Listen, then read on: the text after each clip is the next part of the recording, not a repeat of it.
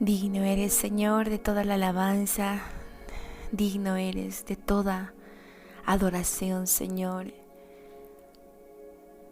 Tu nombre es precioso, tu nombre es glorioso, no hay otro nombre que se compare al tuyo, Señor. Que tu palabra, Señor, esta palabra que está siendo derramada y vertida, Señor, en cada vida, sea una palabra, Señor, poderosa, una palabra que venga con poder, con tu poder, Señor, con tu autoridad. Gracias, Señor, porque tu palabra, Señor, es lumbrera en nuestro camino. Tu palabra, Señor, trae luz en medio de las tinieblas, en medio de mucha oscuridad en la cual podamos estar, o en muchas circunstancias en las que no tengamos claridad, Señor. Tu palabra viene a traer esa luz. Gracias, Señor. Y en este tiempo, en este momento, Señor, que tu palabra, Señor, traiga luz a nuestras vidas. Amén. En el nombre de Jesús. Amén. Amén. Es tremendo lo que el Señor está hablando en este tiempo a sus hijos, y como les compartí, esta es la segunda carta de las 7 cartas que el Señor escribió a las 7 iglesias de Asia Menor, y las tenemos escritas en el libro de Apocalipsis. Y el anterior audio que les compartí era sobre la primera iglesia, la iglesia de Éfeso. Y en esta oportunidad quiero compartirles acerca de la iglesia de Esmirna. En el capítulo de Apocalipsis, en el capítulo 2, en el verso 8, es donde se habla esta iglesia, y Jesús, como les compartí en el primer capítulo de Apocalipsis, Él apareció a Juan cuando Juan estaba en la isla de Patmos en prisión, y Juan pudo ver a este precioso Jesús, a este precioso Hijo de Hombre, como él le llama, y describe maravillosas características de él. Y Jesús le dice: mira, escribe esto a las 7 iglesias que están en el Asia Menor, lo que hoy es Turquía. Y Juan escribió. Entonces sabemos que es el mismo Jesús quien está mandando estas cartas a sus iglesias. Y Esmirna es una de las iglesias que estaba también ahí cerca de Éfeso. En realidad estas 7 iglesias están ubicadas cerca, están casi unidas por no muchos kilómetros divididas. Pero hoy quiero hablarles un poco sobre Esmirna, hacer un pequeño resumen y hablarles un poco del contexto histórico que este tiempo he estado aprendiendo y leyendo, investigando, escuchando otros comentarios, ¿no? Mensajes, porque realmente el Señor ha levantado en mi corazón, ha despertado en mi corazón esa hambre y esa sed por aprender más en este tiempo, y compartir con ustedes también.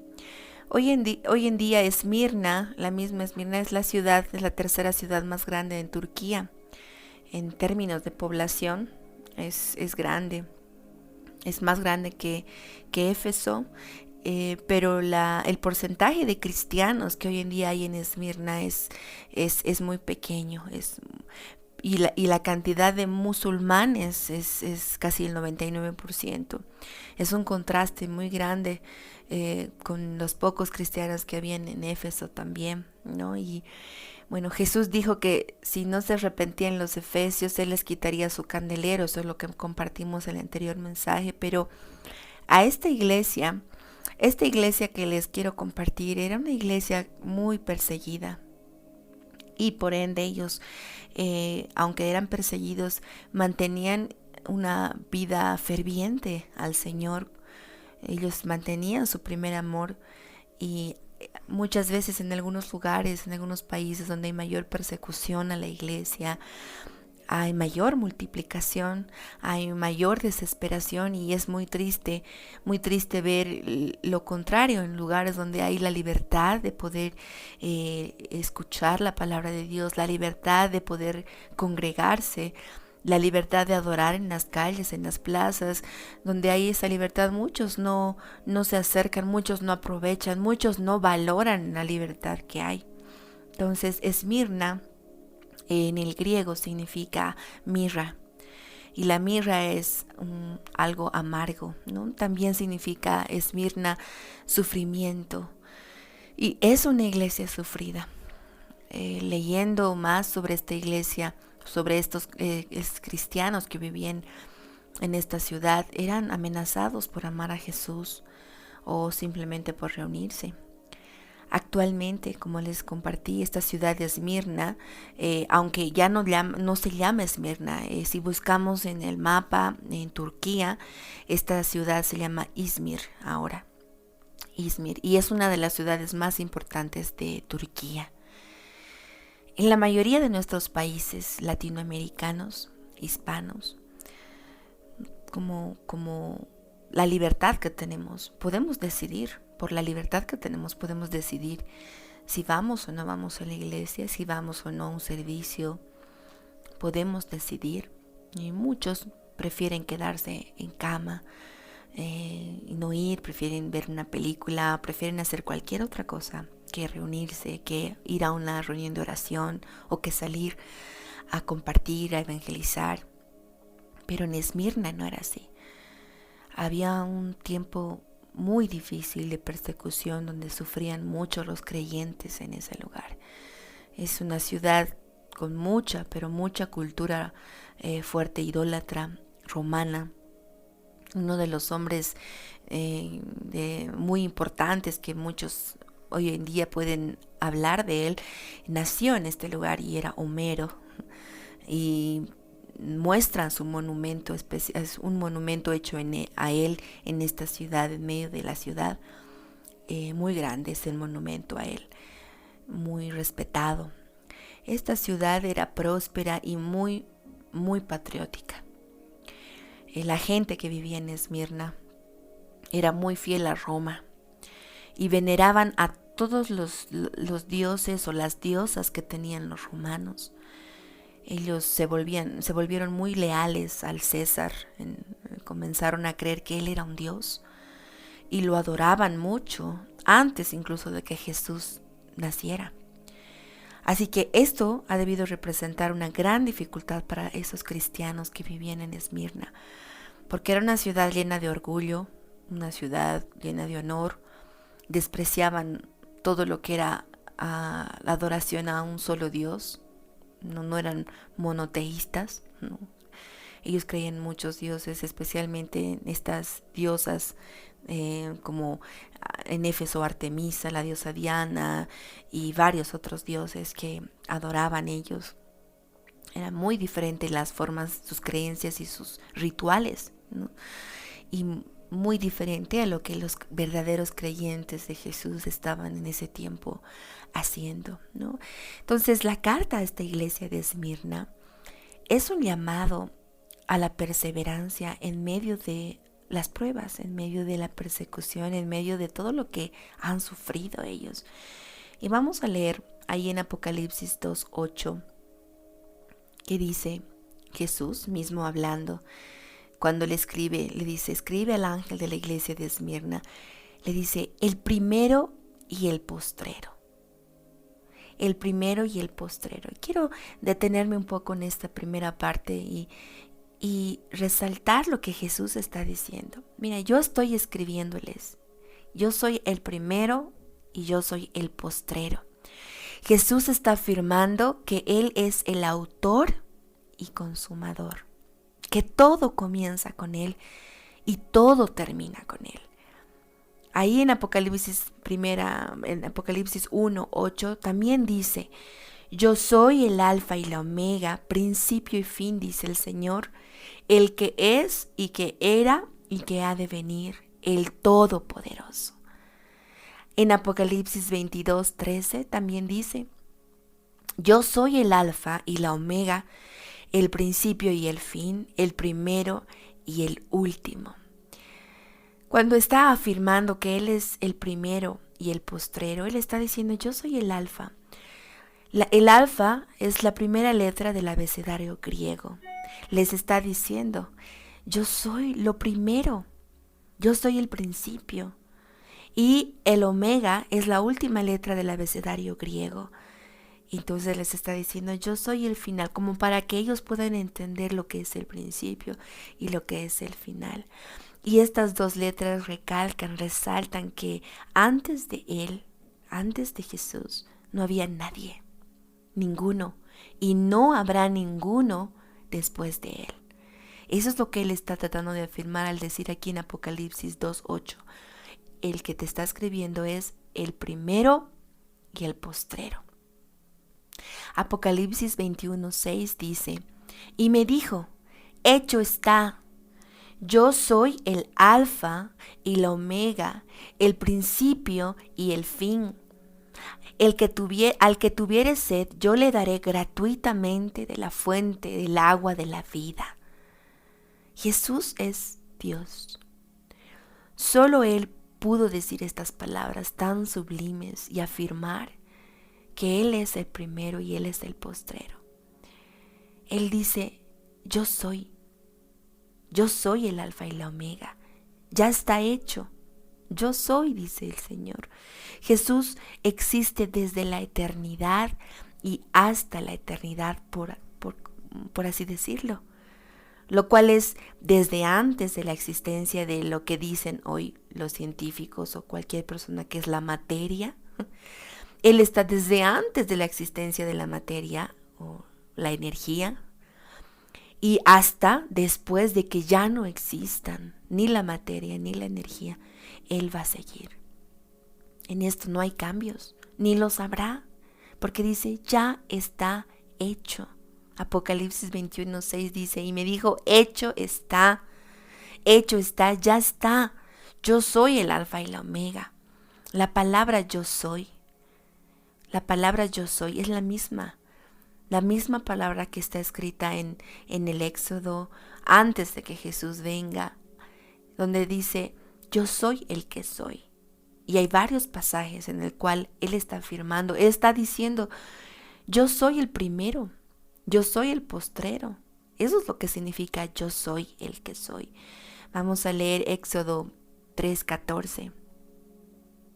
Y dice, y respondió Dios a Moisés, yo soy el que soy, y dijo, así dirás a los hijos de Israel, yo soy, me envió a vosotros. Cuando Moisés le dijo, y cuando me pregunten quién me está enviando, ¿qué les voy a decir? ¿Quién me está enviando? ¿A nombre de quién estoy viniendo? Y el mismo Dios le dice, yo soy. Diles que yo soy el que soy, te está enviando. Tal vez en ese tiempo no tenían la revelación que tenemos ahora de que yo soy el que soy es Jesús, en el nombre de Jesús. Pero ya Jesús estaba desde antes, incluso desde antes de la fundación del mundo, así como estaba afirmando, yo soy el primero y el postrero. Su afirmación, esta afirmación, nos da seguridad y te debe dar seguridad. ¿De quién? ¿De quién es Dios? ¿De quién es Jesús? Jesús es Dios. Aquí en Apocalipsis 2:8, que estamos hablando de la iglesia de Esmirna, les está diciendo, yo, el primero y el postrero, yo les estoy hablando, les está afirmando. Vemos a lo largo de mucho de la palabra de Dios cómo el Señor va afirmando, diciendo yo soy. Dice aquí en el Evangelio de Juan, nada más, solo en el Evangelio de Juan, Jesús está afirmando varias veces, ¿quién es Él?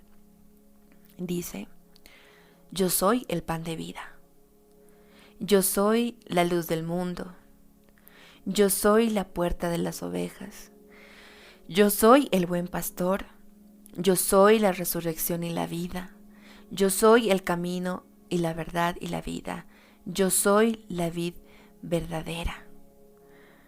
Solo en esta primera parte, aquí en Apocalipsis 2:8, Él está afirmando que Él conoce el principio y conoce el fin de nuestras vidas también. Él conoce todo de ti. Y por eso debemos tener la seguridad de que lo que Él conoce y todo lo que Él nos diga que hagamos es por nuestro bien. Vamos a leer Isaías 44 del 6 al 8. Dice: Así dice Jehová, Rey de Israel, y su Redentor, Jehová de los ejércitos: yo soy el primero, y yo soy el postrero, y fuera de mí no hay Dios.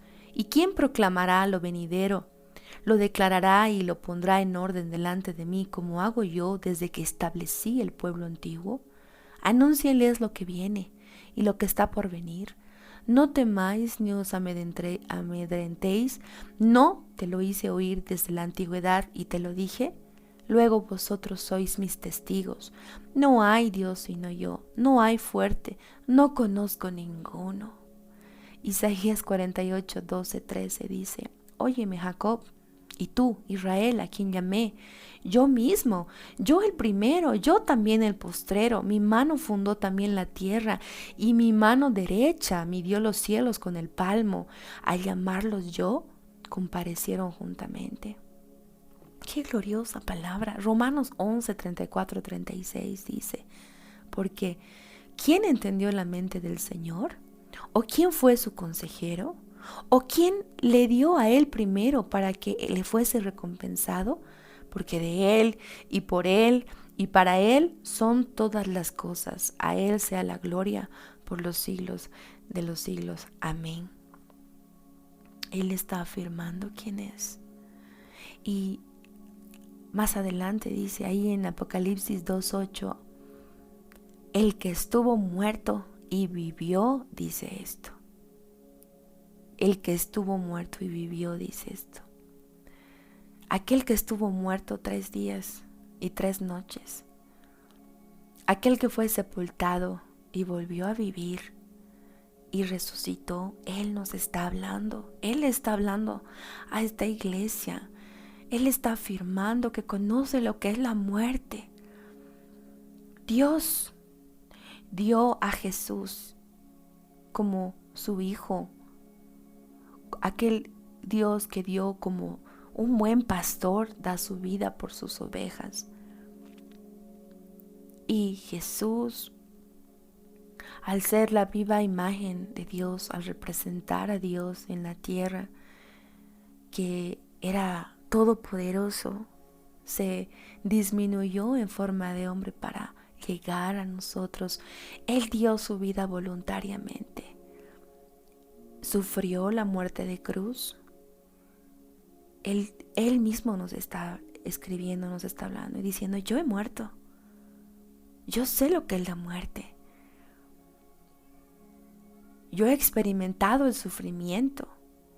Yo entiendo. Yo conozco lo que estás pasando, lo que vas a pasar. Pero también dice: yo he vivido, he resucitado. Y también tú, juntamente conmigo, vives y vas a resucitar. Eso es lo que está diciendo en este primer lugar, en este primer verso. Juan 10, 17 al 18 dice: por eso me ama el Padre, porque yo pongo mi vida para volverla a tomar. Nadie me la quita, sino que yo de mí mismo la pongo. Tengo poder para ponerla y tengo poder para volverla a tomar. Este mandamiento recibí de mi Padre. Entonces Jesús mismo está transmitiendo estas palabras a través del apóstol Juan, diciéndonos: yo soy el primero, el postrero, el que estuvo muerto y vivió, y esto es lo que les digo. Y ahí pasamos al verso 9, dice: yo conozco tus obras, yo soy el que soy, conozco tus obras y tu tribulación, tu pobreza, pero tú eres rico. Así como le dijo a la iglesia de Éfeso, también le está diciendo a Esmirna que Él conoce nuestras obras, que Él conoce las obras de su iglesia, conoce lo que hacen, conoce las tribulaciones. Él está paseándose en medio de su candelero, ¿no? De los candeleros que representamos la iglesia. Él está paseando en medio de su pueblo, escudriñando los corazones, pendiente. Él conoce el sufrimiento. Al menos esta iglesia de Esmirna estaba sufriendo porque ellos, los que vivían, esos ciudadanos de Esmirna, daban culto a estatuas e imágenes de emperadores. En ese lugar estaban adorando a la estatua o a la imagen del emperador Tiberio y leyendo sobre cómo eran los rituales, las exigencias. Todos tenían que esparcir incienso sobre la llama ardiente que había delante de esa imagen y declarar que César era su señor. Entonces, sí, seguramente querían imponer esto a los creyentes que solo adoraban a Jesús. Tal vez quedaban sin trabajo, sin empleo, por eso le dice: sé que eres pobre, conozco tu pobreza, conozco lo que estás pasando, la falta de alimento, la falta de trabajo que tienes en este tiempo.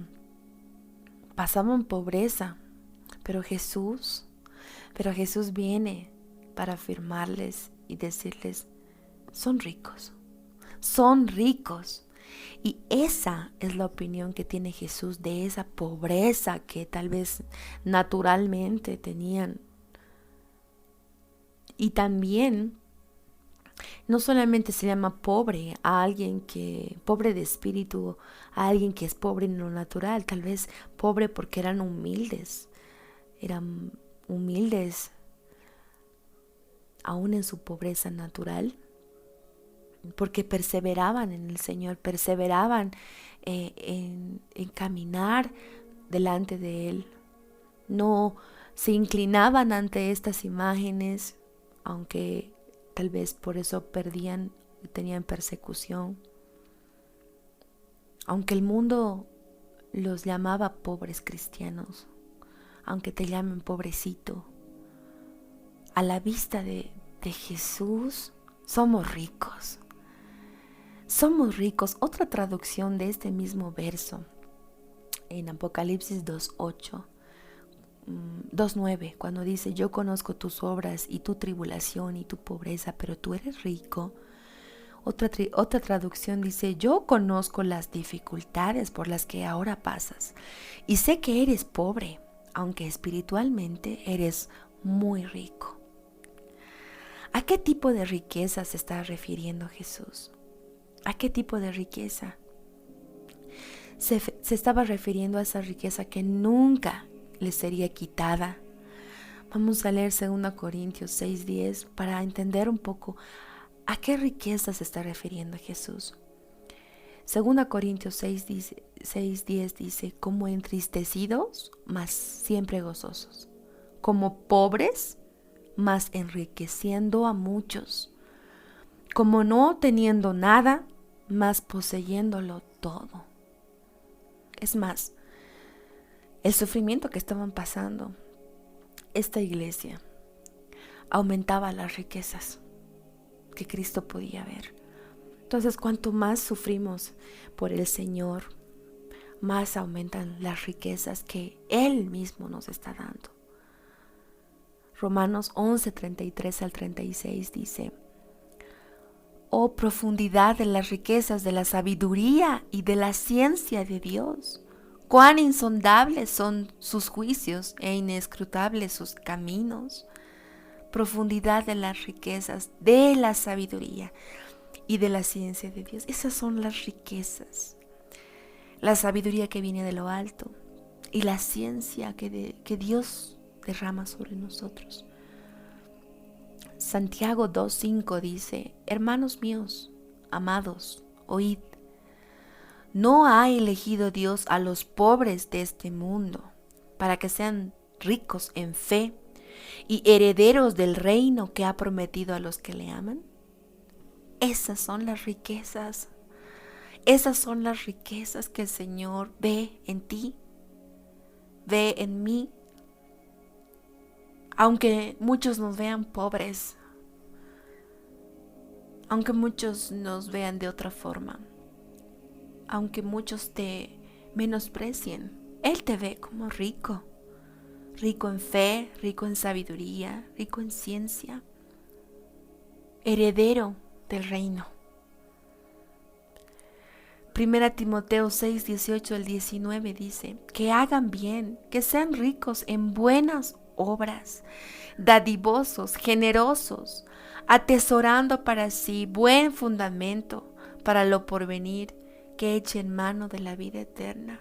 ¿Entiendes las riquezas a las cuales Jesús se está refiriendo? Esas son las riquezas para Él, eso es lo que importa. Teniendo mayores riquezas que el menosprecio de las personas. Tenemos mayores riquezas que el vituperio que podamos estar pasando a causa de seguir a Cristo, no a causa de nuestro mal carácter, no a causa de tu actitud, de tu forma de tratar. No, dice, por causa de Cristo. Hebreos 11:26 nos habla de lo rico que era Moisés. Dice Hebreos 11:26, teniendo por mayores riquezas el vituperio de Cristo que los tesoros de los egipcios, porque tenía puesta la mirada en el galardón.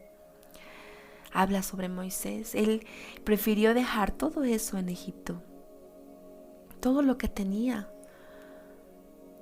todo con lo cual había crecido, porque tuvo por mayor riqueza el vituperio de Cristo que los tesoros de los egipcios. ¿Cuál es el vituperio que estás pasando por causa de Cristo? ¿Cuál es el sufrimiento que estás pasando a causa de Cristo? Esos vituperios que tú estás pasando te hacen ricos. Te hacen ricos. Te hace rico recibir insultos, reproches, injurias por causa de Cristo. Eso te hace rico. Efesios 1, 6 al 10. Quiero leer para que podamos apreciar las riquezas que Jesús ve. No lo que nuestros ojos ven, no lo que las demás personas ven. Porque a veces menospreciamos las cosas que Dios nos da. Menospreciamos las cosas que nuestra salvación ha traído. Y peor, cambiamos estas riquezas, cambiamos todo por momentos que se van, que se desvanecen, por vanidades efímeras, por vanidades que no permanecen, por tesoros que se corrompen, por tesoros naturales, por posesiones, por lugares. Necesitamos valorar lo que Jesús dice que es riqueza. ¿Qué es riqueza? Efesios 1, 6 al 10 dice, para alabanza de la gloria de su gracia, con la cual nos hizo aceptos en el amado, en quien tenemos redención por su sangre, el perdón de pecados según las riquezas de su gracia, que hizo sobreabundar para con nosotros en toda sabiduría e inteligencia. Sobreabundar, resalto ese lugar, sobreabundar para con nosotros. Aquí vienen las riquezas, en toda sabiduría e inteligencia, dándonos a conocer el misterio de su voluntad según su beneplácito. Según su voluntad significa beneplácito, el cual se había propuesto en sí mismo a reunir todas las cosas en Cristo, en la dispensación del cumplimiento de los tiempos, así de las cosas que están en los cielos como las que están en la tierra. ¿Qué tal? ¿Entiendes? ¿Estás captando lo que son las riquezas que Jesús ve? Nos habla de las riquezas de su gracia, que es darnos a conocer el misterio de su voluntad. Y todas estas cosas, todo este misterio de su voluntad, ¿quieres saber cuál es la voluntad de Dios? Está todo reunido en Cristo, en Jesús. Conocer a Jesús es conocer al Padre. Conocer al Padre es conocer el misterio de la vida. por lo cual muchos andan perdidos, sin norte.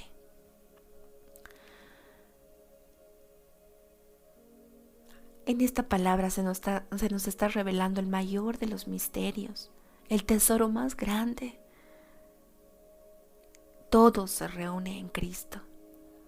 Él es el tesoro revelado.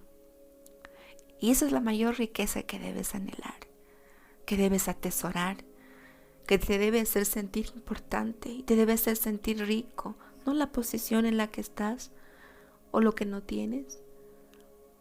Nadie puede definir tu pobreza. El que define lo que es ser rico o pobre es Jesús. Y Él te está diciendo, eres rico. Eres rico. Él está afirmando eso. ¿Cuánto toca mi corazón? Y eso es lo que hacía ricos a la iglesia de Esmirna. Eso es lo que hacía ricos a la iglesia de Esmirna. Que ellos, a pesar de las persecuciones, a pesar de la tribulación que estaban pasando, porque vas a ver más adelante lo que dice, cómo los atacaban, cómo los injuriaban, cómo los reprochaban. Pero ellos mantenían estas riquezas en su corazón. Abundaban en ciencia, abundaban en sabiduría, abundaban en gracia, abundaban en todo esto. Sufrían por el Señor, atesoraban el buen fundamento de lo que Jesús había dejado, la palabra que había dejado a través de los discípulos. Eran ricos en fe. Y eso es lo que Jesús estaba viendo. Ahí en Apocalipsis 2:9 vamos avanzando. Dice, después de que Él resalta todo esto, les dice, yo conozco tus obras, tu tribulación y tu pobreza, pero tú eres rico. Y también conozco la blasfemia de los que se dicen ser judíos y no lo son, sino sinagoga de Satanás. Él dice, yo conozco esta blasfemia. Yo conozco. En toda la historia ha habido mucho antisemitismo, que significa mucha gente en contra de los judíos, mucho odio, mucho resentimiento, mucho racismo en contra de los judíos. Pero también es terrible ver cómo hay hartos que están en contra de los cristianos, anticristianismo. Y primeramente de los judíos atacando, así como vemos en esta parte de la palabra de Dios. Dice, y la blasfemia, yo conozco la blasfemia de los que se dicen ser judíos y no lo son, sino sinagoga de Satanás. Soportaban la blasfemia de los que se decían ser judíos. ¿A qué se refiere esto? ¿A qué se refiere? Vamos a leer por qué dice que decían que eran judíos, pero Él dice, pero no lo son. Jesús dice, no lo son, sino afirma que son sinagoga de Satanás. En Romanos 2, vamos a Romanos 2, 17 al 29. Y vamos a entender mejor a qué clase de judíos se estaba refiriendo Jesús. Dice así, he aquí, tú tienes el sobrenombre de judío y te apoyas en la ley y te glorías en Dios y conoces su voluntad e instruido por la ley apruebas lo mejor y confías en que eres guía de los ciegos, luz de los que están en tinieblas, instructor de los indoctos, maestro de niños y que tienes en la ley la forma de la ciencia y de la verdad. Tú pues que enseñas a otro, ¿no te enseñas a ti mismo? Tú que predicas que no se ha de hurtar, ¿hurtas? Tú que dices que no se ha de adulterar, ¿adulteras? Tú que abominas de los ídolos, ¿cometes sacrilegio? Tú que te jactas de la ley, con infracción de la ley deshonras a Dios. Porque como está escrito, el nombre de Dios es blasfemado entre los gentiles por causa de vosotros. El 25 dice, pues en verdad la circuncisión aprovecha si guardas la ley, pero si eres transgresor de la ley, tu circuncisión viene a ser incircuncisión. Si pues el incircunciso guardare las ordenanzas de la ley, ¿no será tenida su incircuncisión como circuncisión? Y el que físicamente es incircunciso, pero guarda perfectamente la ley, te condenará a ti, que con la letra de la ley y con la circuncisión eres transgresor de la ley. Pues no es judío el que lo es exteriormente, ni es la circuncisión la que se hace exteriormente en la carne, sino que es judío el que lo es en el interior, y la circuncisión es la del corazón, en espíritu, no en letra, la alabanza del cual no viene de los hombres, sino de Dios. Esto es claro, es muy claro. Te animo a que vuelvas a leer. Te animo a que vuelvas a leer Romanos 2, del 17 al 29. Cómo se compartía la palabra de Dios después de que Jesús vino y compartió y predicó, y los judíos, que eran muy doctos, muy religiosos, atacaban a todos aquellos creyentes porque predicaban las palabras de Jesús.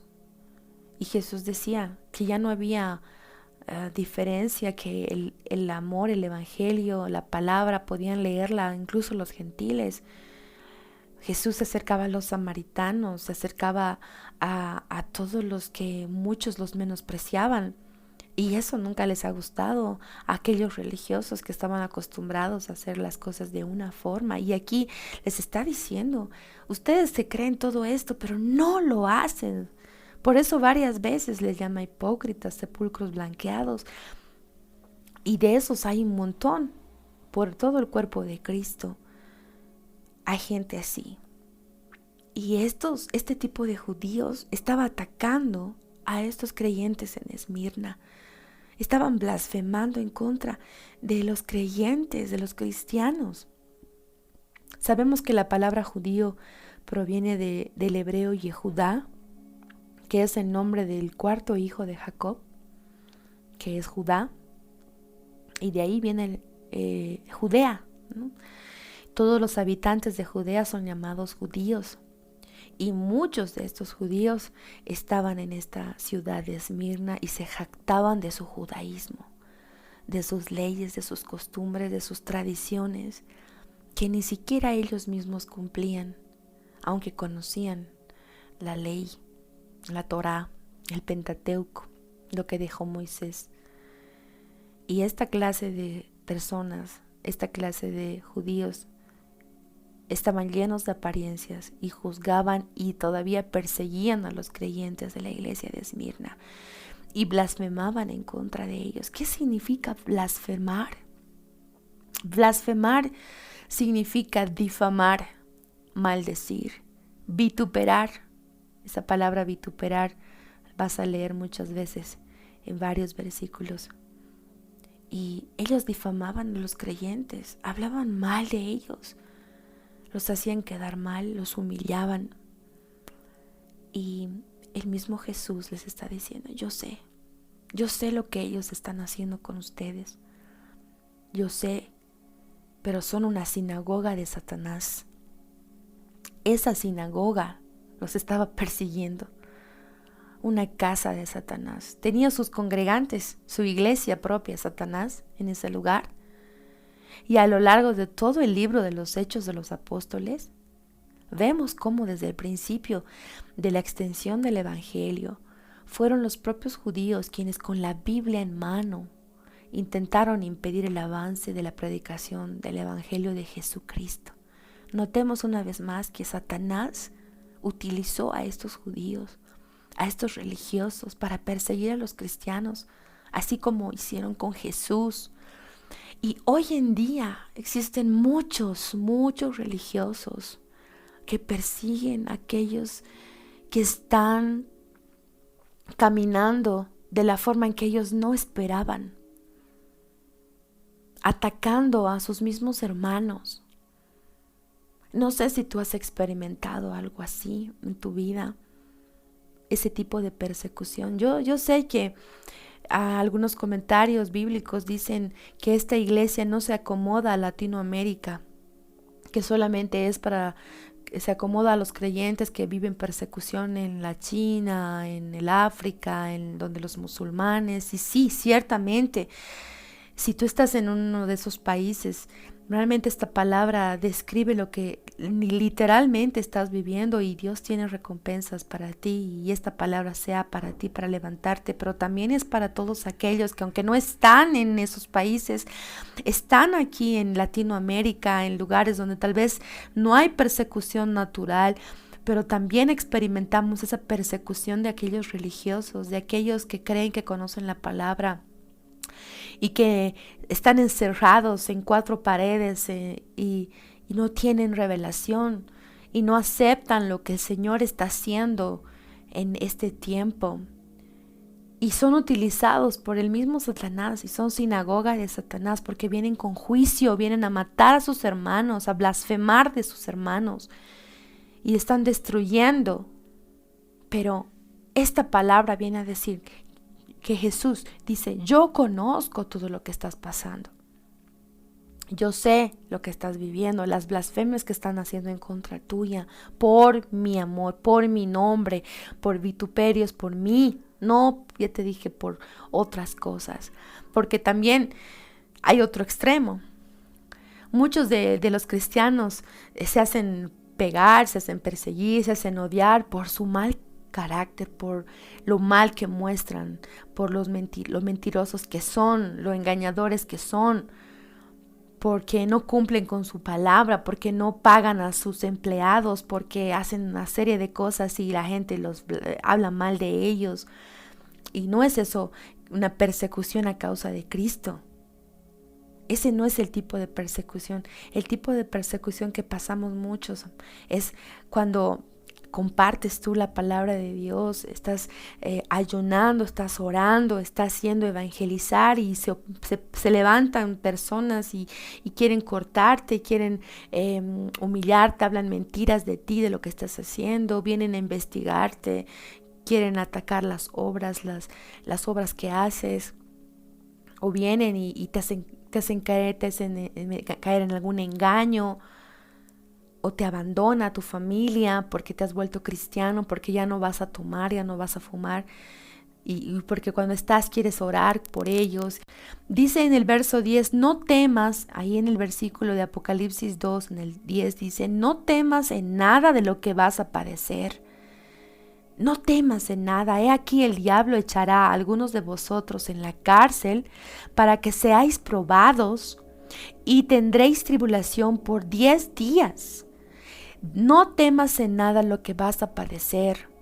Él está asegurándote, Él te está afirmando, Él te está dando la fortaleza para que tú puedas resistir lo que estás padeciendo. Jesús te dice, no temas de todo lo que estás sufriendo o todo lo que vas a sufrir por el camino que estás tomando. Esa palabra no temas es decir, yo, el que soy, el que he sido el primero, el postrero, el que estuvo muerto o el que y vivió, te está diciendo, yo estoy contigo.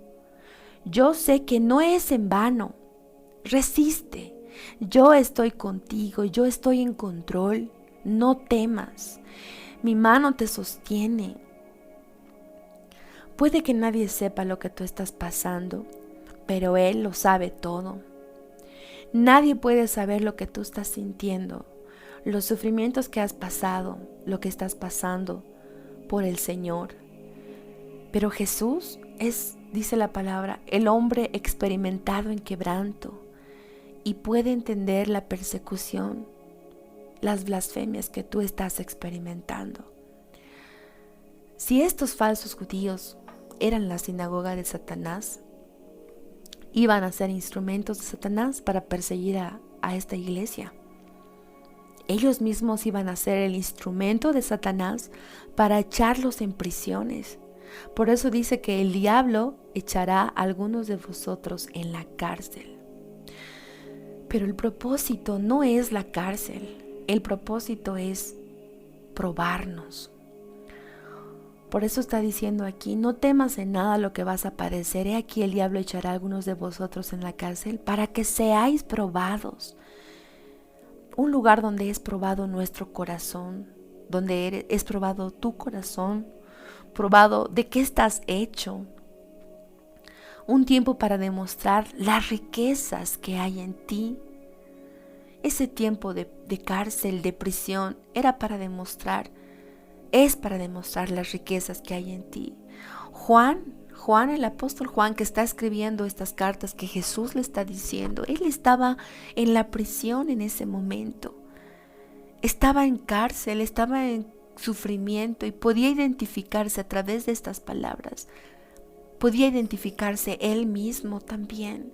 Y Jesús estaba afirmándole a él también, le estaba diciendo: el primero, el postrero, el que estuvo muerto y vivió, dice esto. Y ¿no crees que al escribirlas a estas 7 iglesias, él estaba recibiendo para su propia vida? Porque él estaba experimentando la cárcel. Y yo creo que esta palabra, esta carta estaba, no sé, trayendo paz a su corazón y dándole fortaleza.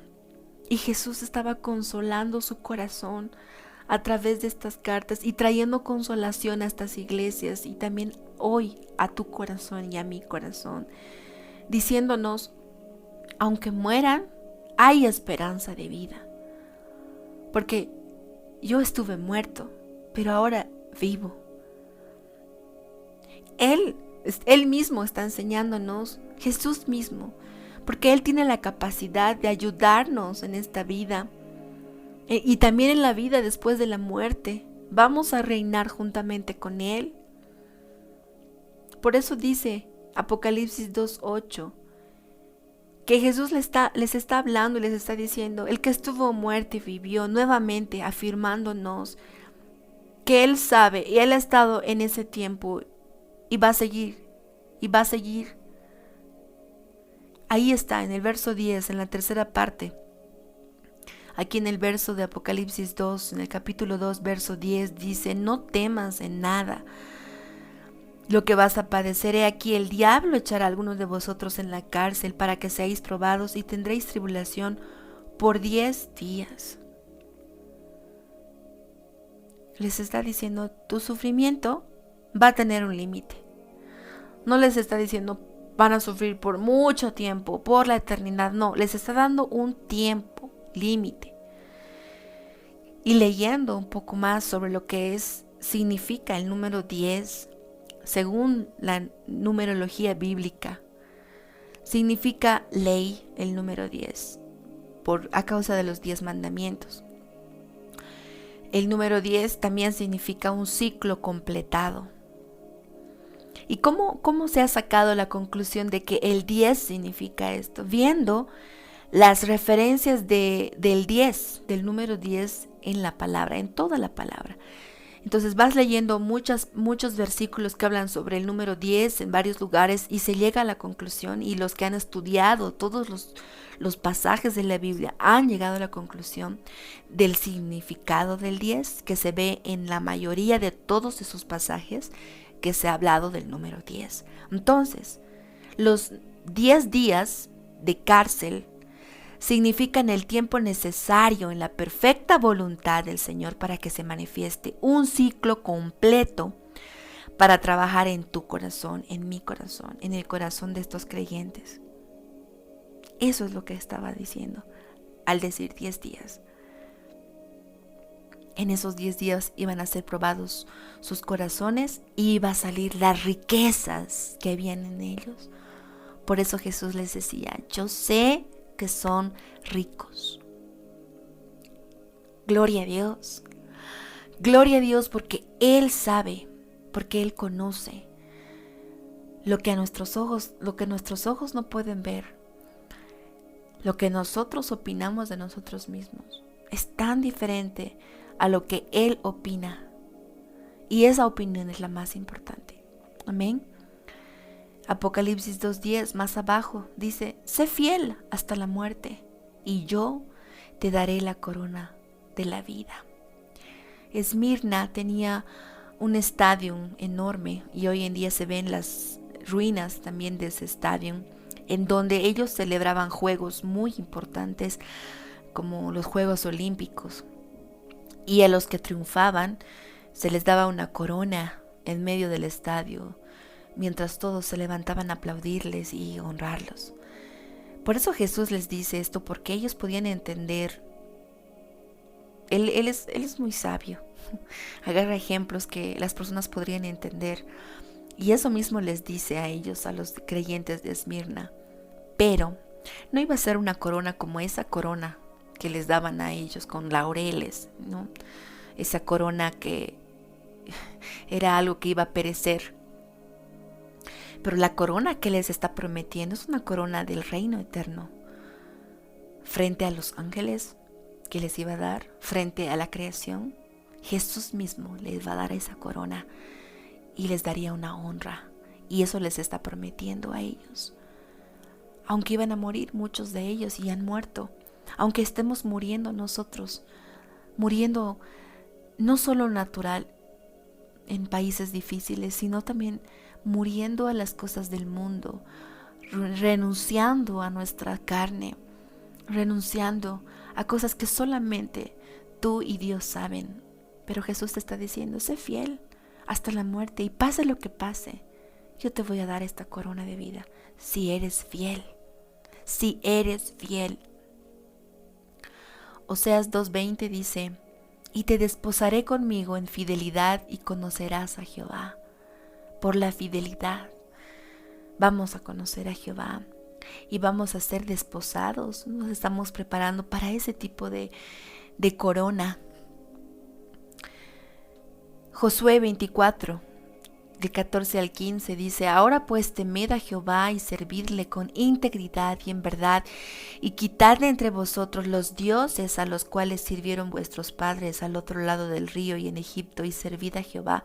Y si mal os parece servir a Jehová, escogeos hoy a quién sirváis, si a los dioses o a quienes sirvieron vuestros padres cuando estuvieron al otro lado del río, o a los dioses de los amorreos en cuya tierra habitáis, pero yo y mi casa serviremos a Jehová.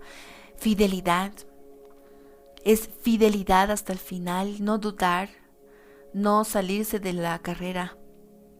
Salmo 31:23 dice, amad a Jehová todos vosotros sus santos, y a los fieles guarda Jehová, y paga abundantemente al que procede con soberbia.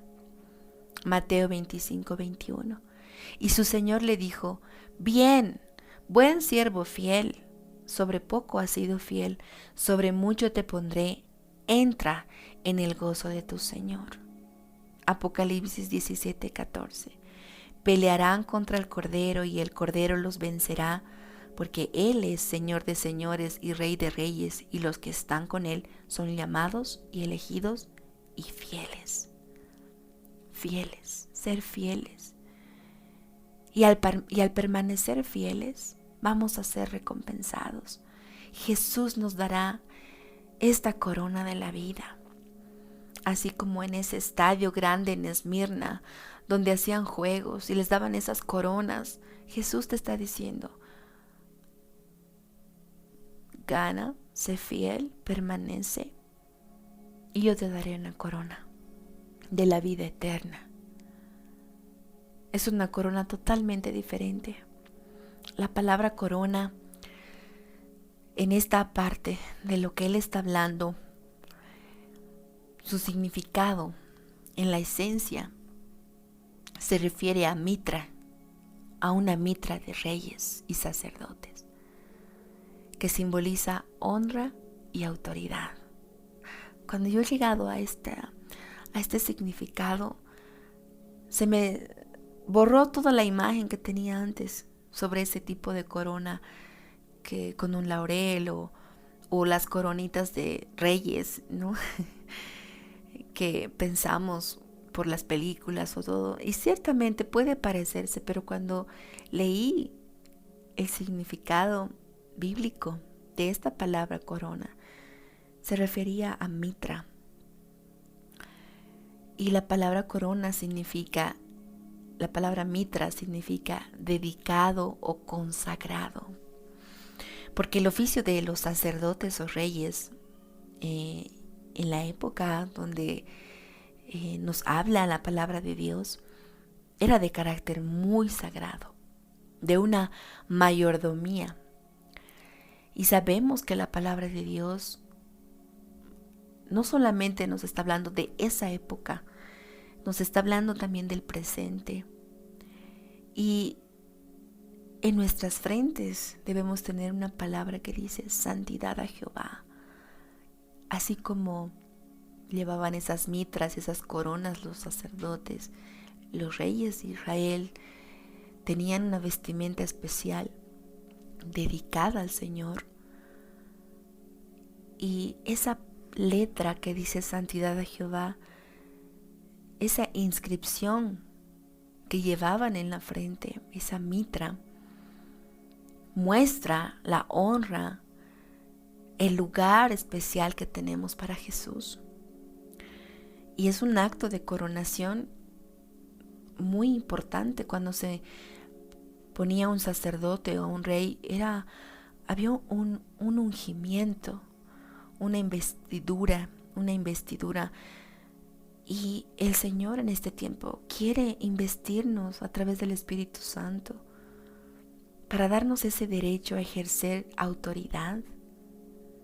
Una corona que por ser fiel vas a recibir para poder gobernar. Esta es una riqueza. Esta es una corona incorruptible. Y eso es lo que el Señor les está hablando a la iglesia de Esmirna. Y eso es lo que nos está hablando a nosotros. Santiago 1:12 dice: bienaventurado el varón que soporta la tentación, porque cuando haya resistido la prueba, recibirá la corona de vida que Dios ha prometido a los que le aman. Jesús llevó puesta una corona de espinas para que nosotros llevemos una corona de vida. Es una corona que te dan por resistir la prueba, por mantenerte fiel. No es una corona de muerte como la que llevó Jesús. Por su muerte nosotros hoy vivimos. Resistamos. El Señor te está diciendo: permanece fiel. Esta corona, esta recompensa, esta corona es por la fidelidad. ¿Te imaginas a Jesús poniéndote esta corona? Creo que es una de las imágenes más hermosas que podemos tener. Y otra imagen preciosa es acumular coronas, acumular recompensas para lanzárselas a sus pies, así como esos 24 ancianos que nos hablan que están ahí arriba, alrededor del trono de Dios. Toda recompensa, toda riqueza espiritual, todo lo que obtengamos, van a ser más cosas para darle a Él, para rendírselas a Él. Ya vamos terminando en el verso 11 de Apocalipsis 2. Dice: el que tiene oído oiga lo que el Espíritu dice a las iglesias. El que venciere, o sea, el que termina siendo fiel, el que obtiene la corona de vida, dice, no sufrirá daño de la segunda muerte. Al que venciere. Aquel que tiene esa corona de vida. Cuando tienes esa corona, como te decía, lo que significa corona, significa dedicado, apartado. Si tú tienes esa corona de vida, estás apartado, estás guardado de no sufrir el daño de la segunda muerte. ¿Y qué es la segunda muerte? Leyendo la palabra de Dios, es la muerte eterna. Apocalipsis 26 dice: bienaventurado y santo el que tiene parte en la primera resurrección. La segunda muerte no tiene potestad sobre estos, sino que serán sacerdotes de Dios y de Cristo y reinarán con Él 1000 años. Todos aquellos que tengan la corona de vida reinarán con Él. Nos revela que la segunda muerte no tiene poder sobre estos creyentes. Y luego vemos en Apocalipsis 20, del 14 al 15, y dice: y la muerte y el Hades fueron lanzados al lago de fuego. Esta es la muerte segunda. Y el que no se halló inscrito en el libro de la vida fue lanzado al lago de fuego. El lago de fuego es la segunda muerte, es la muerte eterna, es la separación de Dios por la eternidad. Apocalipsis 21:8 dice: pero los cobardes e incrédulos, los abominables y homicidas, los fornicarios y hechiceros, los idólatras y todos los mentirosos tendrán su parte en el lago que arde con fuego y azufre, que es la muerte segunda. Todos aquellos que mueren fieles y loablemente por la verdad de Jesús, todos aquellos que han muerto hasta el final permaneciendo fieles, no tendrán parte de esta segunda muerte. Si leemos Mateo 25 del 31 al 45, y te animo a leerlo, entendemos cómo será cuando venga el Hijo de Dios. Cuando vuelva nuestro precioso Jesús, van a ser reunidas todas las naciones. Él, como pastor, apartará las ovejas de los cabritos. Ahí dice en Mateo 25 del 31 al 45, pondrá a las ovejas a su derecha y les dirá que hereden el reino. ¿Por qué? Porque ellos hicieron y dieron las riquezas que tenían en Cristo. Porque se ocuparon de ese tipo de riquezas. ¿Y cuáles son? Y le nombra muchas cosas. Tuve hambre, le dice, y me diste de comer. Tuve sed y me diste de beber. Fui forastero y me recogiste. Estuve desnudo y me cubriste. Estuve enfermo y me visitaste. Estuve en la cárcel y viniste a mí. Esas son las riquezas de Cristo también. Cuando hacemos todo eso, nuestras riquezas aumentan en Él y somos vistos como ricos delante de sus ojos. Dice también ahí: pero pondrá a los cabritos a su izquierda y les dirá: apartaos de mí, malditos, al fuego eterno preparado para el diablo y sus ángeles. Eso es la segunda muerte. Porque tuve hambre y no me diste de comer, tuve sed y no me diste de beber, fui forastero y no me recogiste, estuve desnudo y no me cubriste, estuve enfermo y en la cárcel y no me visitaste. Ahí el verso 46 de Mateo 25 nos dice el resultado: e irán estos al castigo eterno y los justos a la vida eterna. Esa es la conclusión de lo que es la segunda muerte.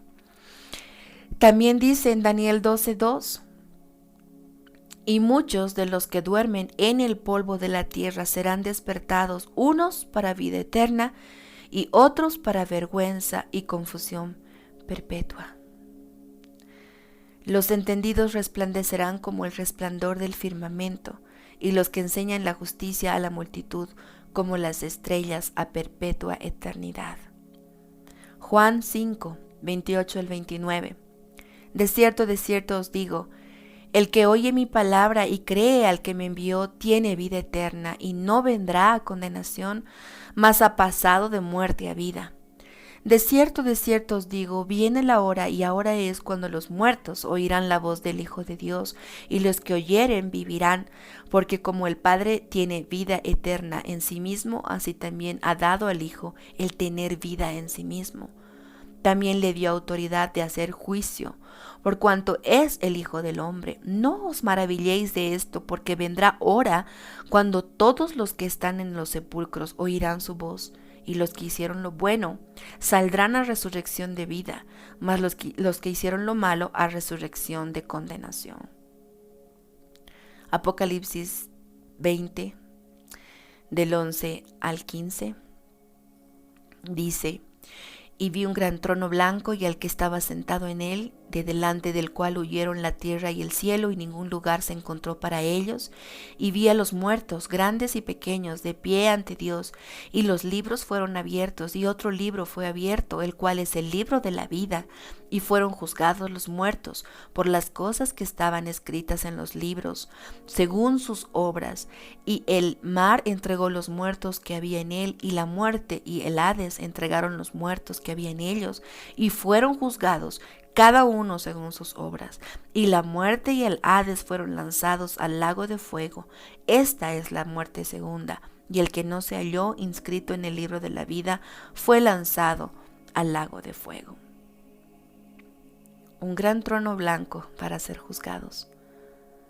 Romanos 14, 10 al 12. Pero tú, ¿por qué juzgas a tu hermano? ¿O tú también, por qué menosprecias a tu hermano? Porque todos compareceremos ante el tribunal de Cristo. Porque escrito está: vivo yo, dice el Señor, que ante mí se doblará toda rodilla y toda lengua confesará a Dios, de manera que cada uno de nosotros dará a Dios cuenta de sí. Entonces, esto no es para asustarnos, no es para asustarte, pero es para que sepas lo que no vas a pasar si tú permaneces fiel, si tú tienes esa corona de vida. Cuando obtengas la corona de vida, estarás preservado, reservado. La pregunta es, ¿cómo demostramos nuestra fidelidad? Guardando sus mandamientos, fielmente. Entonces, mientras soportamos las inevitables pruebas que están viniendo, los dolores, las angustias, las tribulaciones, mientras vivimos, podemos movernos hacia adelante, cumpliendo, obedeciendo la palabra de Dios, siempre puestos nuestros ojos en Jesús, el autor y consumador de nuestra fe, y recibir esa corona de vida que nos espera, que te espera. Hebreos 12:2 dice: puestos los ojos en Jesús, el autor y consumador de la fe, el cual por el gozo puesto delante de él sufrió la cruz, menospreciando el oprobio, y se sentó a la diestra del trono de Dios. Autor y consumador, principio y fin, el que estuvo muerto y vive. Escojamos la vida. Seamos fieles a Dios en medio de las prisiones, en medio de las persecuciones, en medio de las blasfemias que hagan, en medio de las injurias y las mentiras que digan de nosotros.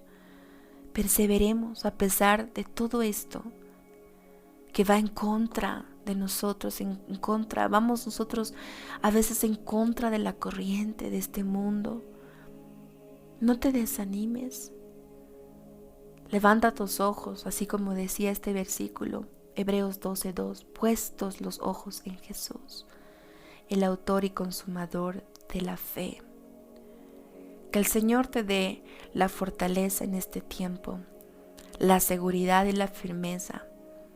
Que el Señor ve todo lo que estás viviendo, lo que estás pasando, y ve tu fidelidad, y ve tu caminar, y ve tus decisiones. Y Él ve lo que estás haciendo. Y Él te dice: permanece fiel y yo te daré la corona de vida. Gracias, Señor Jesús. Gracias por tu palabra.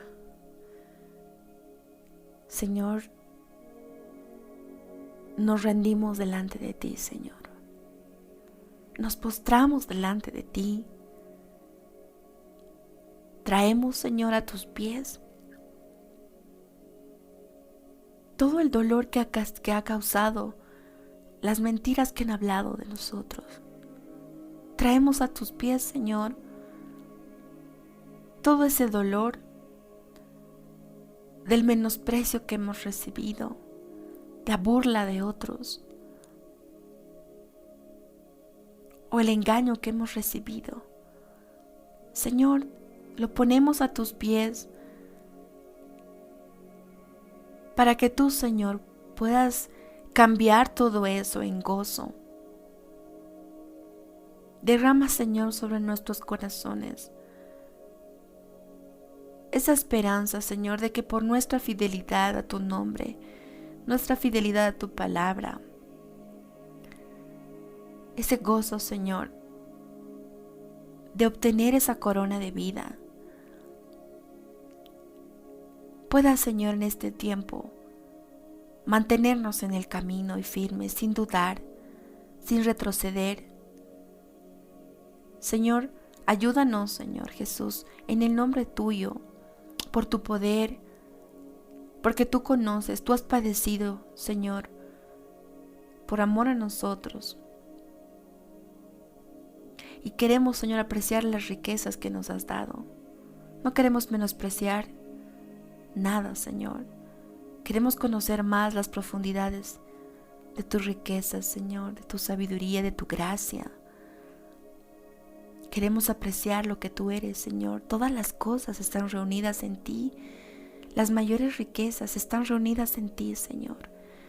Y realmente, si te tenemos a ti, lo tenemos todo, Señor. Te amamos y queremos poner nuestros ojos en ti, el autor y consumador de nuestra fe. Amén, amén.